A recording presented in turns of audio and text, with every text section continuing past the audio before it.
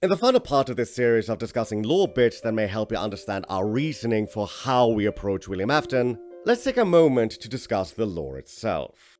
When we started this project, we had a few guidelines to help make this project manageable. One of these was that we would prioritize the games over the novels, as we discussed in a previous part of this series. Another guideline considered the question, do we trust the newer games over the older ones? To which we agreed that while we treat information given in the newer titles as the more updated version, we cannot ignore the older games over the new ones. The reason I bring this up is because this is a kind of lore that requires an incredible amount of debate. Ever since its release in 2014, Scott Cawthon has done an admirable job creating a franchise that has very few retcons, if any. But with every game, our understanding of the lore changes and adapts. And by finding clues, rearranging puzzle pieces, and God knows what else, this franchise grows. The lore was convoluted and manifold, and it pulled all of us in thanks to that.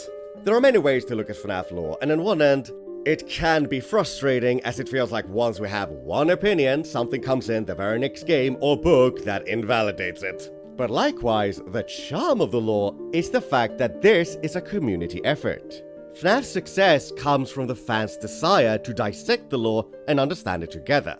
And the heart of that, the heart of theorizing, is something to be cherished.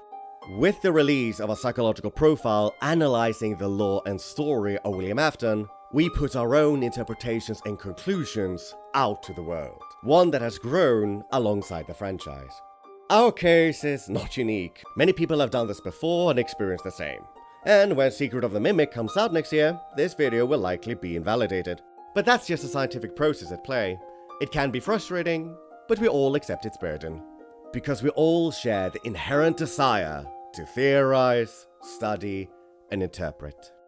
Folklore is, after all, stories shared between people. And from lore, we discuss and grow.